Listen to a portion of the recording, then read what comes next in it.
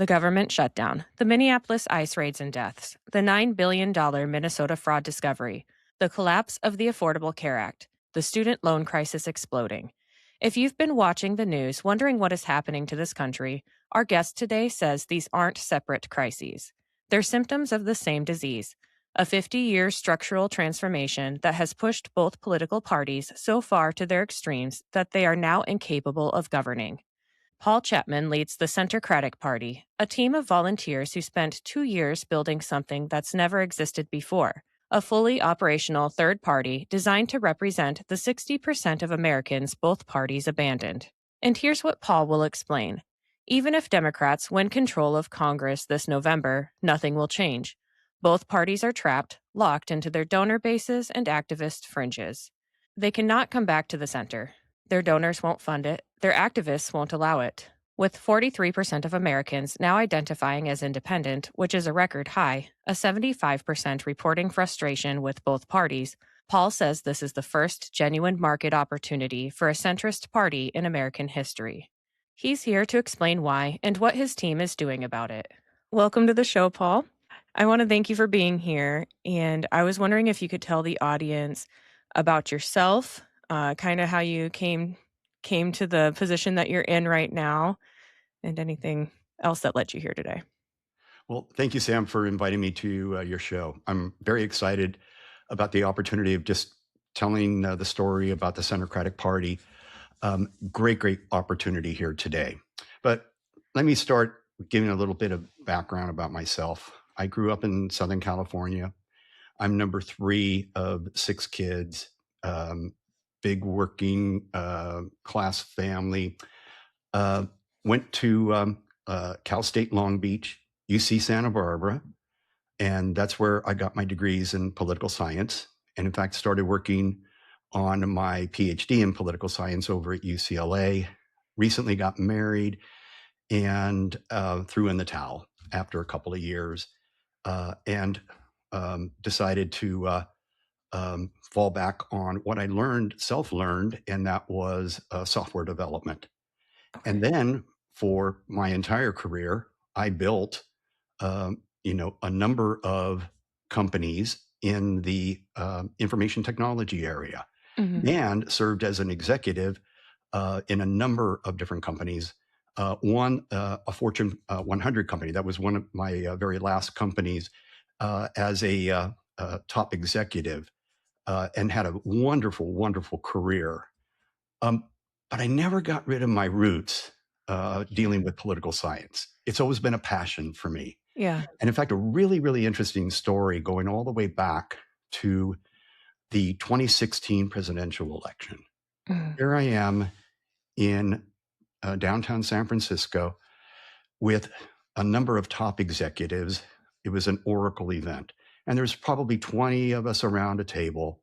And Yeah. Mark Hurd, who was the CEO at the time, he had invited me and along with the other executives. And it was a 2-day event starting with a Monday evening Mm-hmm. dinner. And the guest speaker was Leon Panetta. And it was a great conversation that we're having around the table Mm-hmm. until I said something that stopped everybody because this is the night before the election. Okay. And I said to everybody that I thought Donald Trump was going to win the election. Yeah. You could have heard a pin drop. I bet. Yeah. And one of the board members, I won't mention her name, then asked if I would just not speak anymore. And so I felt so uncomfortable for the rest of Mm-hmm. the executive session that night, and then the rest of the next day. Yeah. But certainly, I felt that.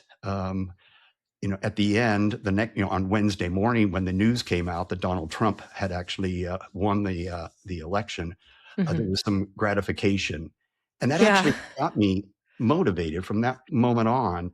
That in fact, and by the way, when I was predicting that Donald Trump was going to win the election, it wasn't because I was pulling for Donald Trump. Right. I've always been a moderate. But I Uh-huh. was looking at what was happening here with the Electoral Mhm. College and where, Donald Trump was versus Hillary Clinton, and I could just see Mhm. that there was a very good possibility that he could win the election. But Yeah. it just motivated me at that time to really Yeah. start pursuing, what ultimately would become the Centercratic Party Yeah. that I led and now is up and running. Yeah. So that's sort of a Yeah. history of how uh, this whole political party came about. Yeah. That was such a huge shift that night. I had I had voted for Obama both times, and I went into 2014, 2015 intending to vote for Hillary or whenever she announced she was running. And I ended up switching and voting for Trump, but I didn't think he was gonna win. I was just like, "There's no way." Like, Hillary's been in politics for so long, and I think that Trump won because people were so tired of politicians making promises and not following through, and then just these lifetime politicians that the American citizens were just ready for something different. Whether kind of almost regardless of what he was running on. I think that's what drove a lot of people to vote for him, was just Yeah, because he was something different. yeah. I don't know. Admittedly, I voted for Clinton, but it wasn't because I was excited about her. I just I've was. heard that a lot. Yeah. Yeah. So that's how the party got started. Yeah. But there's more to it than that Right. Yeah. because um, there's a reason that the Democratic Party has come about, Mhm. and that was really almost a 10-year study of the opportunity Mhm. because something has fundamentally changed, and it didn't happen overnight, but something has fundamentally changed where our two political parties are not the same political parties from decades ago, Yeah. not even 10 years ago. And when people say, oh, it's a two-party system, there's no way a third party could ever make it, it's no longer true. But I'm Right. going to quickly go through what has fundamentally changed the picture and why the two political parties today are not the same political parties. Yeah. And it's not one thing, it's a number of things, but I'm going to give the first and the most foremost one, and that is money. Mhm. There was something that happened in 2010, and it's a Citizens United, and I'm sure you're familiar with it. But that was that Supreme Court case in which Citizens United won. And that allowed corporations, unions, nonprofit organizations to make unlimited expenditures in federal elections. And in fact, when I say unlimited, it Uh-huh. went from hundreds of millions of dollars back in 2010. Now it's billions of dollars. Oh my gosh. Not only that, it is billions of dollars where a lot of that money is dark money. In other words, you don't even know who's donating that money. Mhm. And this is all coming from organizations, corporations, you name it. It is not coming for the most part from individuals. If it's coming from individuals, it's coming through their companies or their organizations. It's not coming through actual individuals. Because the ironic thing is, as you and I, as individuals, Uh-huh. we're still limited. And in fact, I have it right here. You and I are limited as to the amount of money that we can contribute on an annual basis. Right. $44,000 a year to a national party committee. Mhm. So organizations and these committees have almost unlimited amount that they can spend. That has changed the picture dramatically, where now these donors have a big say on where the Yeah. party positions itself on issues, platform matter. Mhm. I mean, you name it. So that's one. Yeah. Second one is that there's been a shift in terms of marketing. It used to be decades ago that everything was done at a local level. You would Mhm. get, door to door, everybody would be involved in campaigns. Yeah. Today, it's all digital Right. and it's all done by the marketeers. And they're going precinct by precinct, block by block and figuring out exactly how they're going to get the right votes in order for a given candidate to win. So it's become a science in that area. Yeah. And then, of course, cable TV has come about, and that has also been a big change. You've also got the political talk radio and the podcast. And so now the American people have so many different avenues of being able to get information that they Mhm. never had before. And then you've got what's called the safe seat epidemic, gerrymandering. And it's been Right. done with both parties well aware. They have gone out of their way over the decades to protect themselves. The Mhm. incumbents have been protecting themselves through the redistricting every 10 years. So, in the overall business case for the Centercratic Party, I show where over the last 30, 40 years, the number of competitive seats throughout the United States has dropped dramatically because, in effect, the incumbents have done their job of just protecting their territory. Yeah. All of that has made for two political parties that, in effect, have moved way out from the center to the polar extremes. Mhm. That is why you and I see MAGA. And that is why you and I see the progressives. Mhm. That is also why today, 45% of the US adult population do not see themselves as either Democrats or Republicans. Yeah. That is 45%. That is all new. That is the highest it's ever been. It is, and by the way, you can see from the graphs, it has been increasing year over year.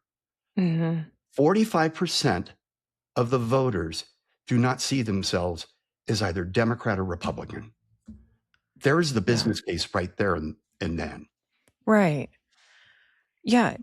So my my concern is, and what I don't like is that other parties, other candidates that aren't, the one selected for by the GOP or the DNC, they don't get the same platform. And I think if they got the same platform, we would see those people go further. True, because that's also what has transpired, and it wasn't done overnight. Oh Mhm. my gosh, it's taken It's 150 years for Mhm. both the Democrats and Republicans to put into place all Yeah. of the rules that make it extraordinarily difficult for Mhm. third parties to really be able to get in there and compete. Part of it Yeah. is for good reason. Could you imagine if any third party could just get in there? There would be hundreds. And in fact, there's Oh, some yeah. countries around the world where you could end up with, tons of these little political parties, Mhm. and that's just silly. But to your point, Mhm. a lot of these rules that have been put into place are highly restrictive. Yeah. The other thing that makes it really difficult for a third party is that you need to understand the rules for all 50 states because there's no standard. Every Mhm. single state has their own rules. But just like a lot of things that happen in the business, and there's a lot of restrictions that happen in the business, I'm not going to allow, and actually, nothing should interfere with the opportunity for a third party to ultimately be successful. Yes, Yeah. there's going to be a lot of roadblocks. Yes, there's going to be a lot of stumbling blocks, and that's going to be one of them. Yeah. Once you understand, and it's just like any opportunity, once you understand what needs to be done to achieve success in every one of those given areas, uh, Yeah. then yeah, we can do it. Now, Yeah. one of the things that have pointed out as part of the overall business case, and this is truly an opportunity for a third party, and it's been proven out.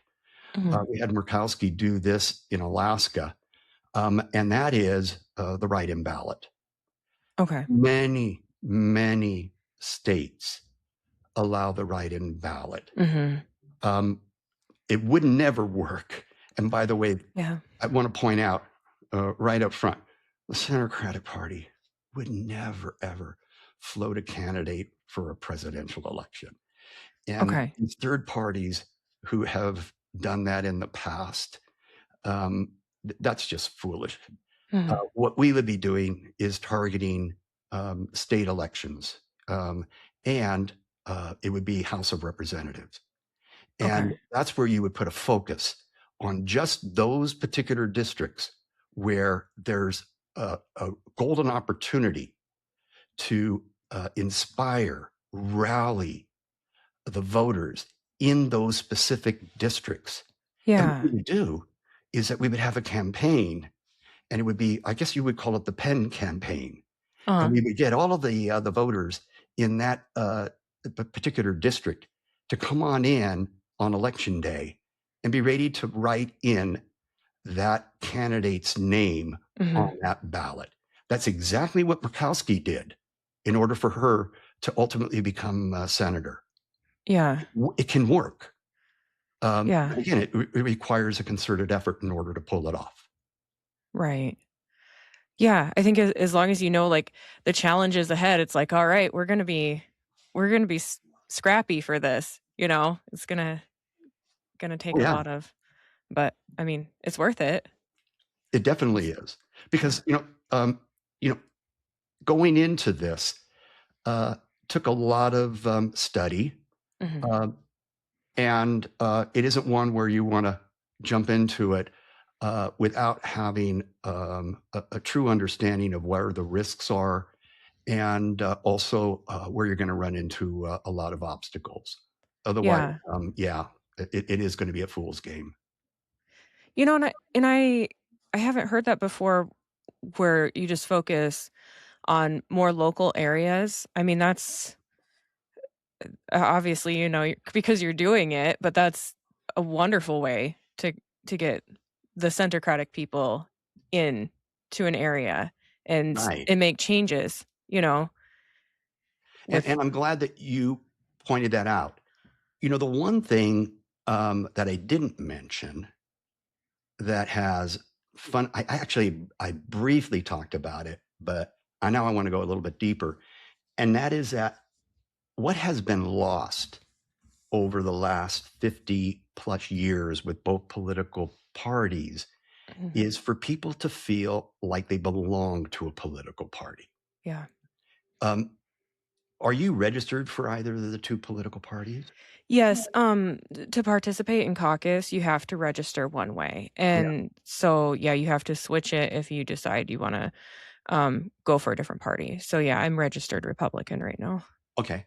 Um, so, what does being a Republican, a member of the Republican Party, mean?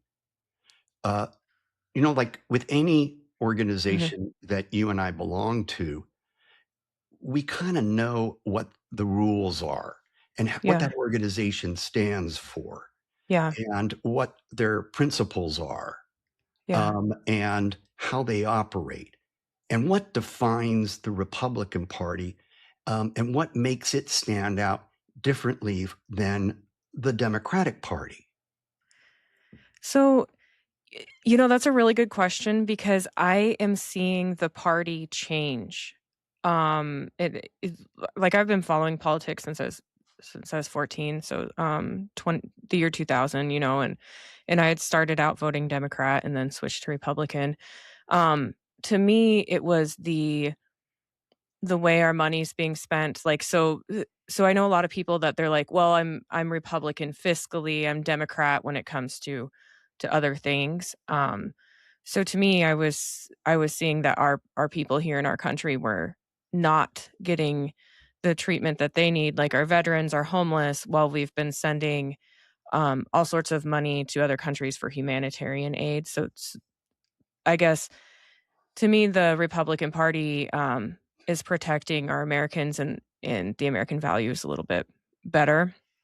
Um, and I've actually I've actually been really happy with what Republicans have been doing as far as animal welfare. That's been a really important thing to me, and voting Republican, it worries me that they're gonna, make, policies that are not good for animal welfare or the environment, and they've actually done a lot of things just this past year, that were are pro-animal. So it's I almost don't even have an answer. If is someone else might say, "Oh, Republicans, they have the Christian values." Um, but someone else might answer it differently. It was a loaded question. 'Cause well, I gave you a crap answer, I feel like, No, so it's okay. It's okay, Sam.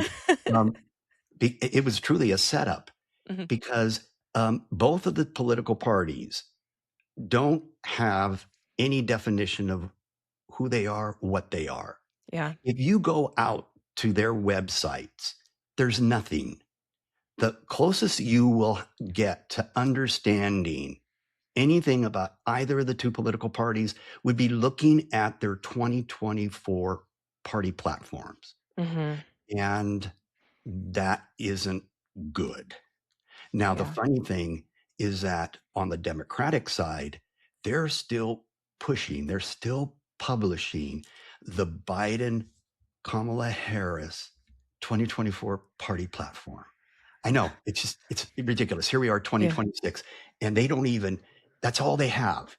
And then Yeah. likewise, the Republican Party, all they have is that party platform. Mhm. When you look at it, what it is their stance on the issues back Yeah. in 2026 that doesn't define either of those two political parties on what you were just describing. Mhm. You're kind of thinking based on how some Republican politicians are voting or what they're saying, you're kind of thinking that maybe they're pro animal rights here or they're, but there's nothing that defines them. Right. And it's funny if you were to ask anyone, why is the Republican Party conservative? And they would say, yeah, it's conservative. But then if you say, Right. okay, what does conservative mean? I don't know. And then Right. likewise on the liberal. Now, what you and I can say is that we've had enough information to know what MAGA is, and we know what Project 2025 is. Mhm. And you and I know enough because of what's happened with the progressive side of Mhm. the Democratic Party to understand what the progressives, you know, are looking at. Yeah. And by the way, on the Democratic side, they're going through an identity crisis right now. They Mhm. are scared to death. And in fact, every day you and I are reading articles. I'm reading it in the New York Times. I'm reading it in the Wall Street Journal. I'm reading it in the Washington Post, where the moderates are scared that the progressives are going to drive a lot of the swing voters, Yeah. aka the all of us in the Yep. middle, away from the Yeah. Democratic Party. And so they're actually telling the progressives Yeah. because that's not good. Mhm. But see, they don't even know who they are. It's an identity crisis on both of the two political parties. Yeah. Yeah. And it's been sad to kind of watch that as well, to see it seems like they're both falling apart right now. Uh-huh. But But I yeah. will tell you that the Centercratic Party does know who we are Mhm. because the very first thing that we did was to define our principles. Uh-huh. And we have 9 principles that Yeah. we're going to live by.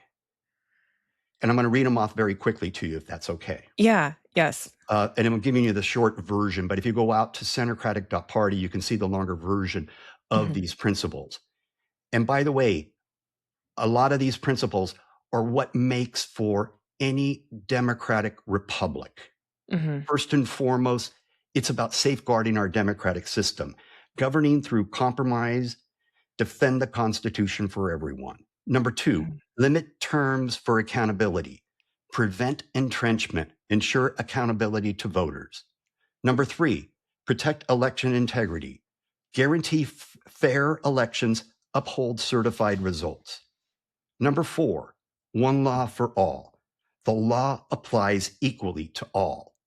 Number five, debate with facts and dignity. Fact based debates with respect, not personal attacks. Mhm. Number six, seek unity through broad support. Build policies that earn broad, lasting support. And where we can't do it, accept that communities will develop their own policies. Number seven, govern with a balanced approach. Reject overreach and also reject total absence. Enforce fiscal discipline. Number eight, defend our freedom. Unite with allies to deter aggression and defend free nations. And then number nine, exemplify global leadership. American leadership anchored in dignity, restraint, and humanity.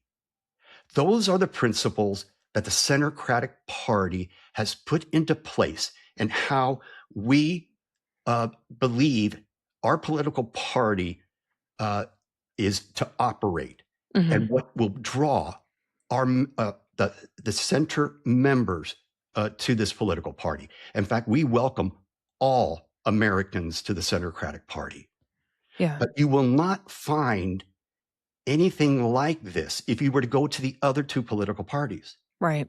It just doesn't exist. Yeah.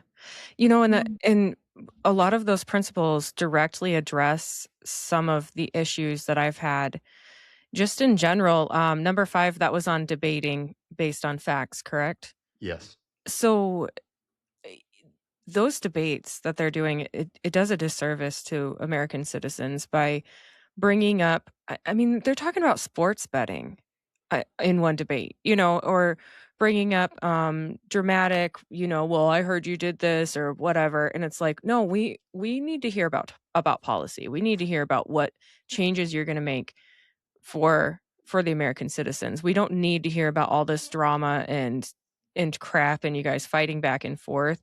It make the fact that we look like children on the world stage is a huge concern to a lot of people. I'm glad you brought that up because what you and I see in those debates Mhm. is the marketers Yeah. coaching the candidates on how they are to debate. And Mhm. I'm not kidding you. See, when they're up there, the goal is not to actually describe what it is that they will do. Mhm. The goal is to point at the other candidate and explain what they haven't done. Yeah. And in fact, in 90% of the cases that you and I have seen, they're pointing at the candidate for what they haven't done that doesn't even address the question that was asked. Right. That is the marketers who are at the forefront of training those political candidates on how they are to debate. And why Mhm. is that? Because it's all about the numbers. Yeah. It isn't about doing what's right and explaining to the American people how we need to fundamentally put into place policies that are going to fix some of the fundamental problems that we have across America. And none of those problems are being addressed. Right. Whether we're talking about education, whether we're talking about Medicare and Social Security, look at where we are with immigration. We got both Yeah. sides fighting, Yeah. and yet we all know we need immigration and we Mhm. don't want open borders. But we also need sane immigration laws in Mhm. place. And we cannot get our two political parties together in order to solve that. Yeah. I mean, that's just one of many, many examples. Yeah. Yeah, that that's kind of a big issue for me. Like I'm friends with immigrants and I see how hard it is for them to become legal citizens because they came here before it was easy, before the borders were wide open.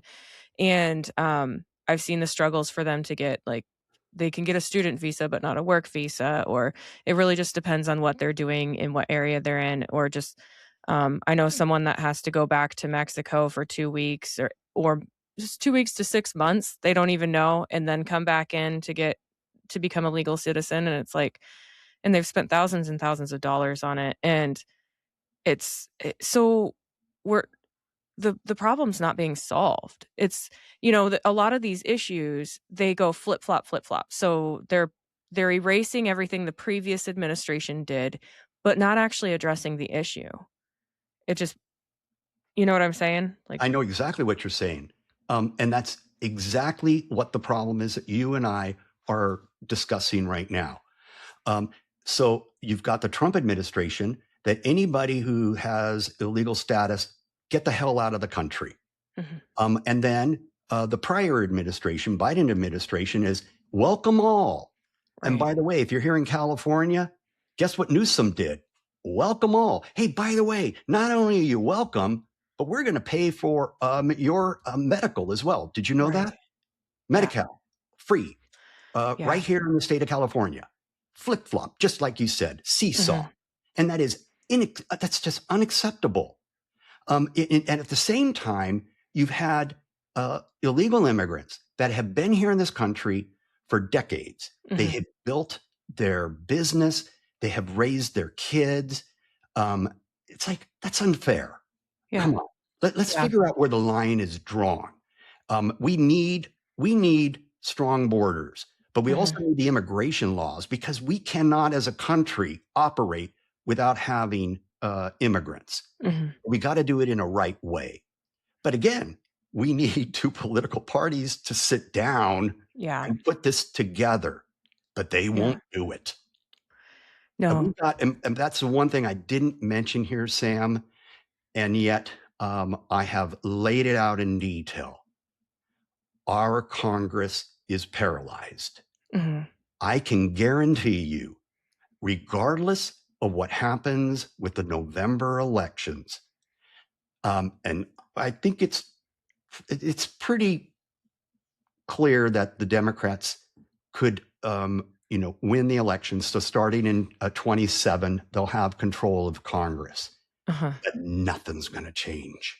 Right, yeah. Nothing is going to change. It hasn't changed in years. Mhm, You know, last year, Congress only passed 38 bills. yeah. 38. You go all the way to 1947 and Mhm, over 900. So from yeah. 1947 to 2025, there's been this long slope of just lower and lower productivity on the part of Congress Mhm, to the point where they're almost doing nothing.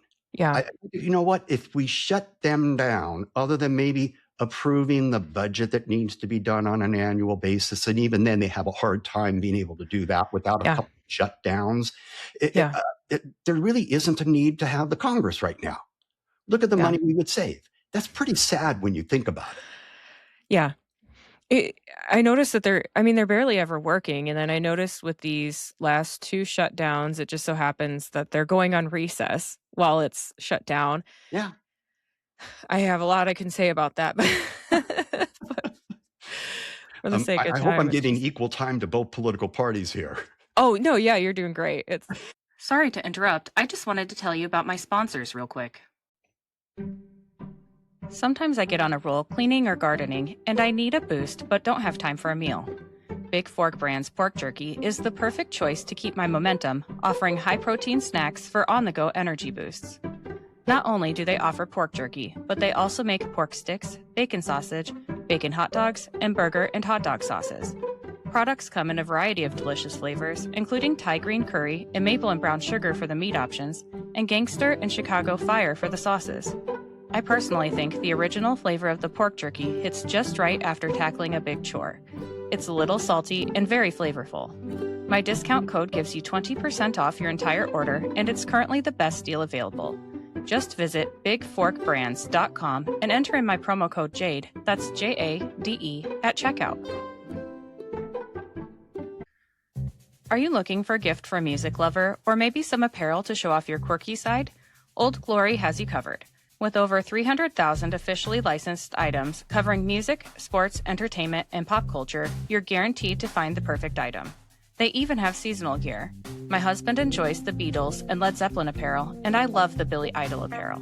I even found items for my fellow plant enthusiasts.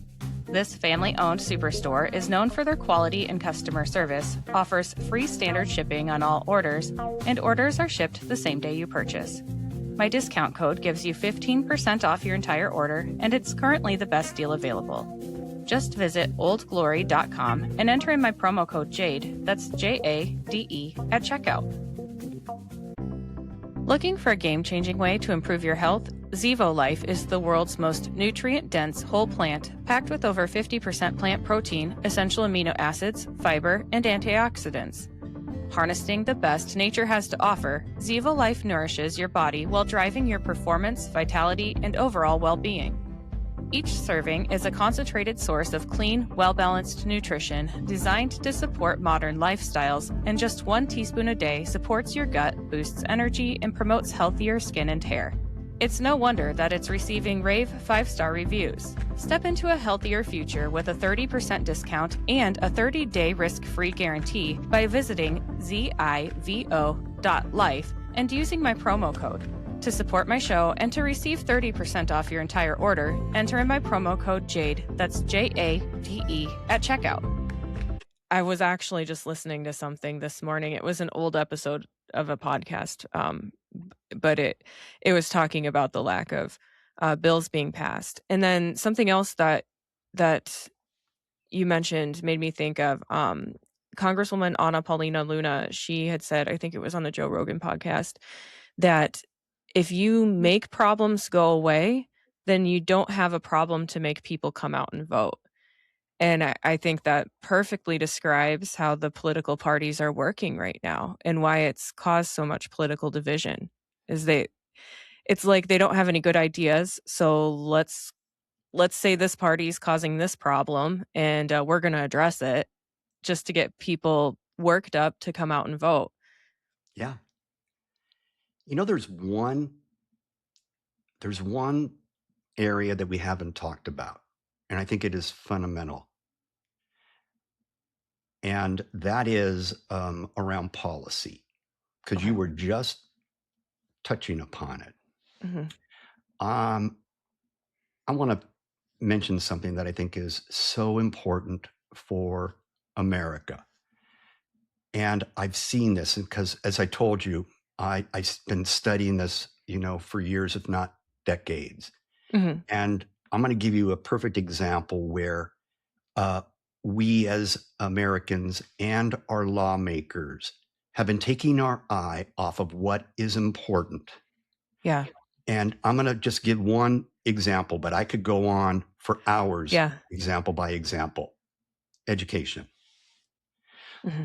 I mentioned at the very beginning of, our podcast here that I went to Cal State Long Beach and UC Santa Barbara and UCLA. Mm-hmm. I paid for that myself. Yeah. My parents could not afford it. Yeah. But I went to both Cal State and UC schools and was able part-time to be working Mm-hmm. and yet be able to afford on my own to pay for that tuition. Yeah. And as a California resident, it was very reasonable. I couldn't do that today. Why is that? It is unbelievably expensive. Mm-hmm. And that is shameful. Yeah. I blame the state of California. I blame all of the governors, and in particular, Newsom, who has allowed that to happen. Mm-hmm. Then on top of it, what they have done, which, by the way, pretty much didn't exist when I was going to college, this whole concept of student loans. And now our young people, my children, grandchildren, you name it, are saddled with paying off student loans that Mhm. are upwards of $100,000 or more. Yeah. I didn't have that. Do you know my wife and I bought our first home, and this is in Ontario, California, when we were 24 years old. Do you think any young couple could ever pull that off today? There's just no way. There's Yeah. just no way. But we were able to do that. And now look at what we've got. We've got a situation where college education is out of, it's just Mhm. something that most young people is just can't even afford. And if they do get a loan, that loan has to be repaid before they can even think about maybe even buying a home or getting Yeah. married or starting a family. And it's funny, Yeah. the Trump administration saying, well, we got to, give incentives for young couples to have children. Are you Uh-huh. kidding me? What about those loans they got to pay off first? Yeah. How much does it Yeah. cost to raise a child? And Yeah. then you got Biden, and I just thought this was so bizarre. Biden's going out of his way to try to wipe off some of those student loans. Yeah. But student loans is the effect of a broader problem Mhm. with our educational system. Why do we even have student loans in the first place? Why did we allow the cost of education for Americans to get to the point where they had to give our young people uh, or force our young people to have loans that they would have to Mhm. pay off for the next 20 years of their lives? Yeah. That's just insane. Yeah.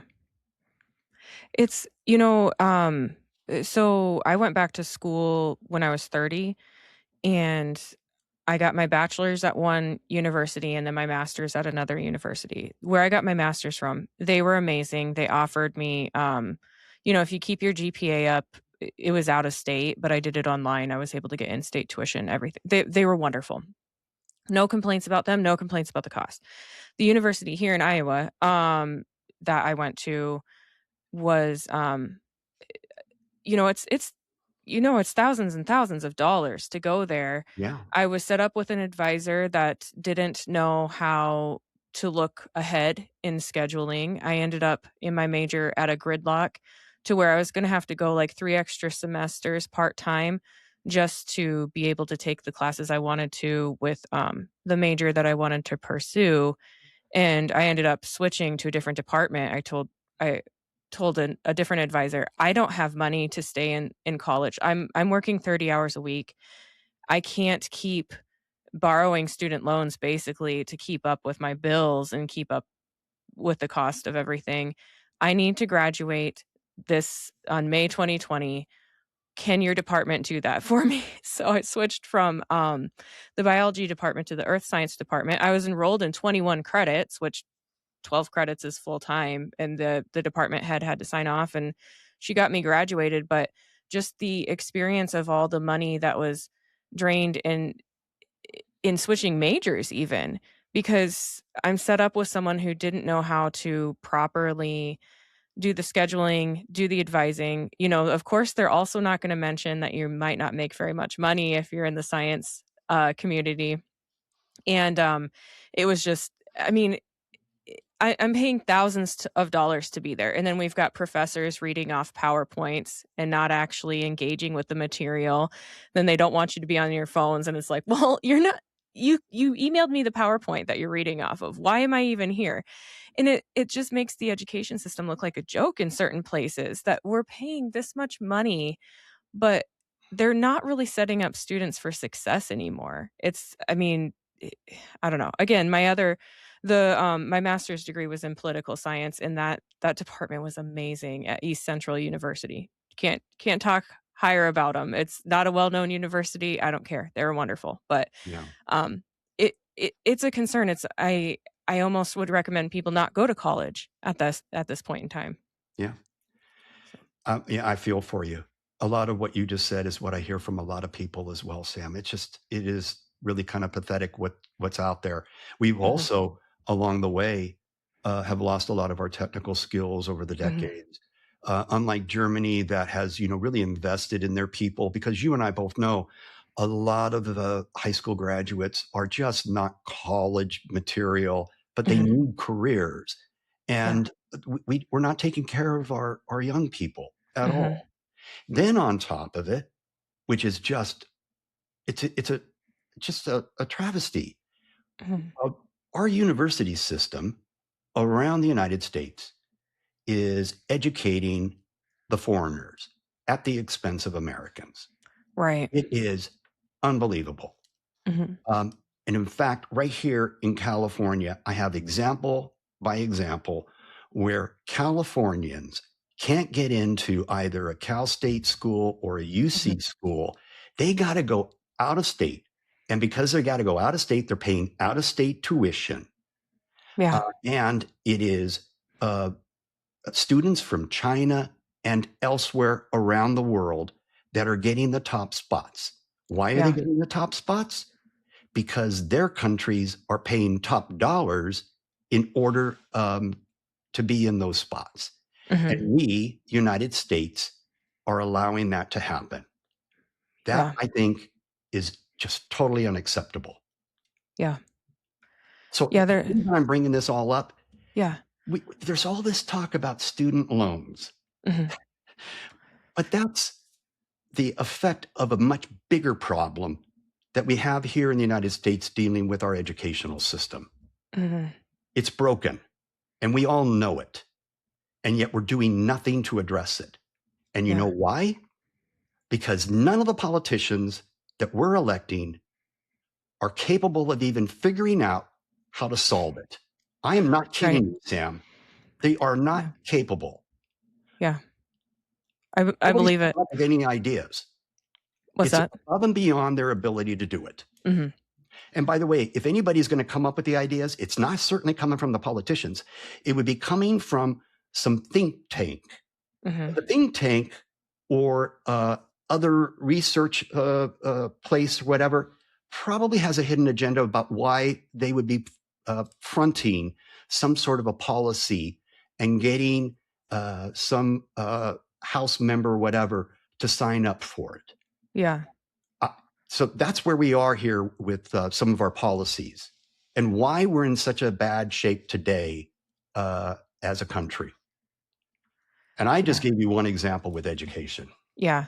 No, yeah, I mean, it's been clear that they have no idea how to address it. It's, it you know, I had automatic withdrawals set up and throughout Biden's term, it's like, "Okay, you're gonna have to start making payments again. Your loans didn't get, forgiven." What I'm not saying I wanted them forgiven. I signed up for them, but the fact that they kept placing me in deferment and instead of just taking my payments, um, I'm benefiting from the PLSF or yeah, Public Loan Student Forgiveness Program. I work for the government, so I make my 10 years of payments and I'm done. And they kept not taking my payment and pushing it back. And then somehow at the end of this, we weren't supposed to accrue interest, yet I owe 1,000 what's $1,000 when you see the total, but, like, I owe $1,000 more. It's like, I thought I wasn't supposed to be accruing interest, and I have made some payments. My payments are $665 a month. Like, so why did I get 1,000 taxed onto here? So the Trump administration didn't fix it either because that's my payments finally resumed, but now I'm paying more. Somehow they added interest on. I they both it's just such a mess. I have no idea what they're even going to do with it. But like you said, that's just one issue. There's so many other issues that they just don't even seem to know how to address or they're purposely not addressing them. Yeah. I think they're just overwhelmed. Mhm. I really do. On the Centercratic Party website, Mhm. uh, we actually take 9 of the issues. Uh, there's more than 9, but we Yeah. take 9, and we actually do a side by side comparison with the Democrats, the Republicans, and the Centercratic Party, the Centercrats, and Mhm. show what each one of the parties how they're dealing with it, whether it be immigration, gun control. I mean, you name it. Okay. And it just shows you the difference between the political parties. Yeah. It's stark, and a lot of it does have to do with the fact that the two political parties just don't know who they are today. Yeah. there's an identity crisis, and they just don't have the capabilities needed to deal with a lot of the complex issues that this Mhm. country is facing. Right. Right. So, um, where are you guys going from here?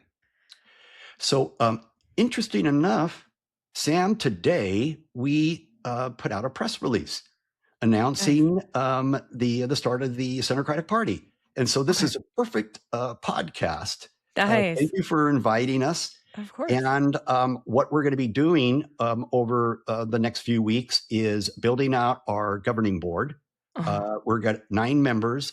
3 are going to be from corporate, 3 from the political side, Mhm. and then 3 from community service. And Okay. then targeting around 5 House districts that we're going to go for the write-in ballot, and Okay. gearing up for that. So Yeah. we're pretty excited about what it is that we're doing here, and bringing in as many volunteers as we possibly can, and Uh-huh. building up the momentum to truly become a member-driven political party where Okay. everyone feels that there's something there, that they're part of something, that being a member of the Republican Party and the Democratic Party, you're Mhm. not. And also an opportunity, because you even said it earlier too, you feel like you're truly a member of something, uh, Mhm. as opposed to somebody who just goes to the polls every 2-4 years to vote Yeah. for a candidate. Right. Yeah. So that's what we're up to. And did I see you guys are starting a podcast next month? Yes, in fact, Okay. we're gearing up to start a podcast. So not only are we going to start our podcast, but a number of us are also going to be participating in podcasts like yours truly. So Yeah. it'll be an Yeah. opportunity for you to join our podcast. And of course, if you'd like to invite me back, Yeah. I'd love to come back. You and I can talk about certain issues. I know I just scratched the surface on education, Oh, but yeah. I know there's a whole number of different policies where you and I can talk about what Yeah. the Democratic Party can effectively do to help America, move forward here in a good way. Yeah. Yeah, I think that's such a good idea because I mean, so many people listen to podcasts, and when you can actually get into the details of certain issues, and someone like me can just listen to it on a walk or at work or, or downtime at work or something like that. Um, it it's just a good way to get the word out and get people thinking about things, I Yeah. think. And so, are you focusing on California first, and then We moving are out? not. Okay. I don't necessarily think California is the place where we're going to be putting our initial focus. Don't Hmm. get me wrong; that's where a lot of us are living. And there may be an opportunity for a district, Yeah. but it's going to be some of the other states Yeah. as well. Like, Yeah, kind of the swing state ones? that's exactly right. Yeah. Yeah. Hmm. Yeah, Iowa's kind of switching back and forth right now or Yeah. yeah. Mhm. Yeah, so awesome. It's really where we see that there's good competition. It's truly a Mhm. swing district, and where we think there's a golden opportunity for the Centercratic Party.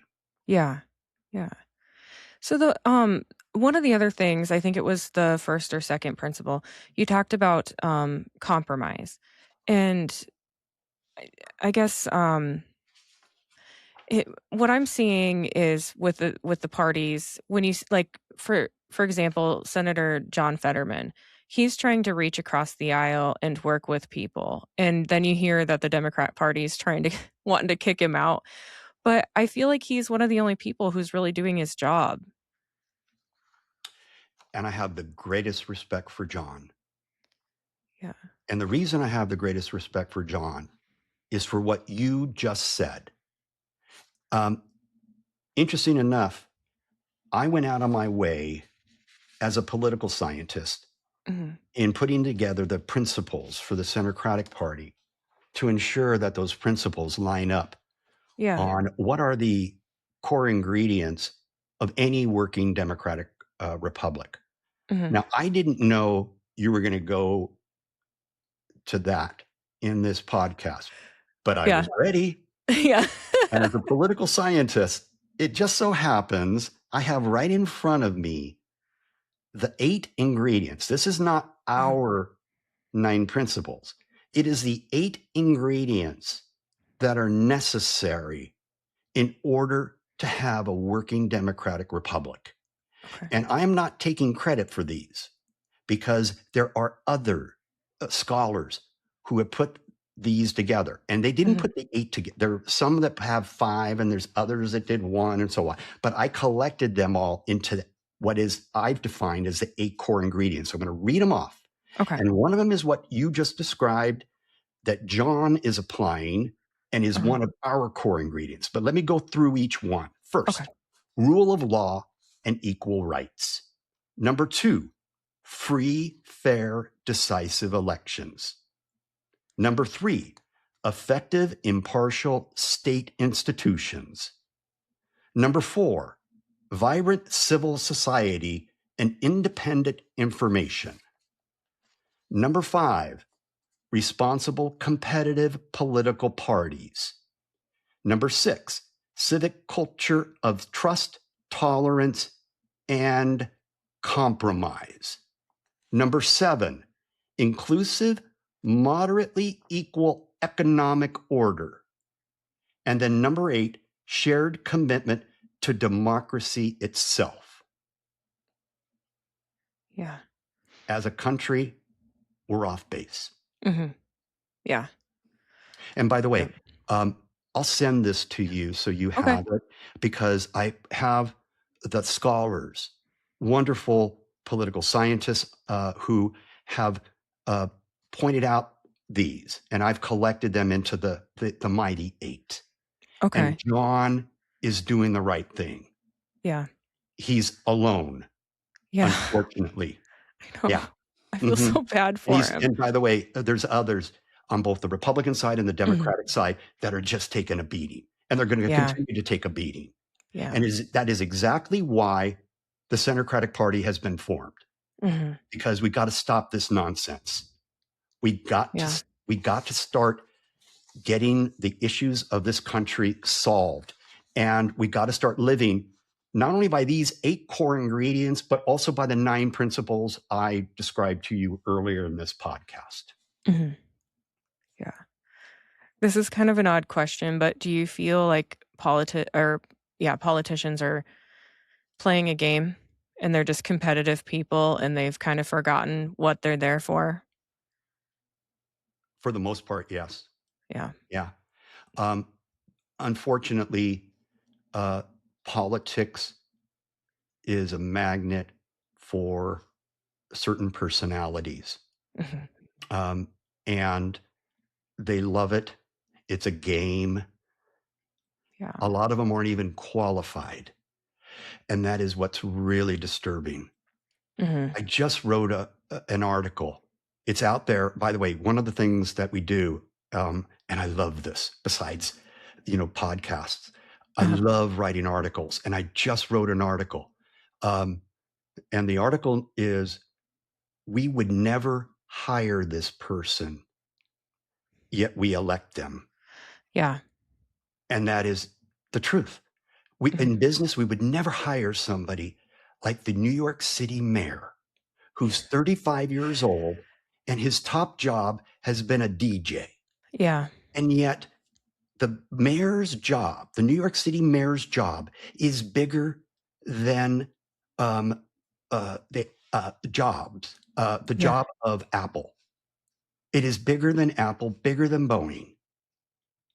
Jamie Dimon would struggle in that role. Jamie Dimon, JP Morgan Chase would struggle in that role. Yet we put a 35-year-old into that role. Help me. I don't understand how we could do that. And by the way, I'm pointing at myself. I'm putting a mirror in front of myself, because sometimes I've been, guilty of that as well. I'm swayed by a personality rather than looking on whether or not this person is competent to do the job. Yeah. Yeah. So I hope I answered your question. Yeah, you did. You did. I find myself kind of going back and forth between it, because I can get caught up in the game, and then I'm like, then you got to kind of get real with yourself and be like, that probably wasn't the right thing for them to do. You know, it's hard to it's kind of hard to stay true to yourself when there's such a spectacle in front of you being played. It's And knowing that politics attracts these kind of Mhm. personalities also means you're not getting the best and finest. Right. Here, you and I are living in a country with 340 million people. Mhm. Can you imagine how many super qualified Oh, people yeah. there are? Yeah. Oh, man. Not even, by the way, just so you know, I would never raise my hand to be an elected official. You know, Yeah. I see my strength in helping organize this Mhm. party. And I even know there will be a point where I would turn the reins over to somebody who, when it gets to a certain size, it's like, okay, this is too big for me. You know, I Right, know right. where, I would have to draw the line. But, Yeah. look at how many people there are and Yeah. how many qualified people. And yet, look at who we have in office. Mhm. Yeah. Mhm. Sad. Yeah. It is. It is. You've made a lot of really good points. It's been great talking to you today. And really I feel like we didn't get into the nitty-gritty on either side on what they're doing wrong. It's they're both doing the the wrong things, you know? And Well, is we're there gonna have to anything? get back together. Yes, I How about agree. that? I think we're Yeah. ready for part 2 in the coming weeks. Yeah. Is it, and I always tell people, like, "You're welcome back on anytime," and then, sometimes I hear from people, sometimes I don't, but yeah, I'm being honest, anytime anybody wants to come back on, that's so you're more than welcome, and, Thank you. is there anything that for today that you want the audience to know? I want them to know that there's an option. There's an out from the chaos that we're all dealing with here, in 2026, Mm, and that is the Centercratic Party. I just ask all Americans to go out to centercratic.party and just explore the website and see for yourself if what we're showing you makes sense. And if it does make sense, all I ask is that you just sign up for our newsletter. That's all. mhm, And an opportunity for you to, join us and then be part of this great political party where we know that we've got to earn your trust each and every day. We're not going to be coming to you every 2 or 4 years. We want you to feel like you're part of a true political community. mhm, yeah. And I will say that your website is both aesthetically pleasing and you get the point across without it being too bogged down with information. So I love it. Thank It's you. I think Thank people you. would like to just look at it. Just look at it. Sign up for the newsletter. Check it out. So Thank you. all right, sounds good. Well, Well, thank you for having me on. I really appreciate yeah, it, Sam. yes, I appreciate you taking the time to be here.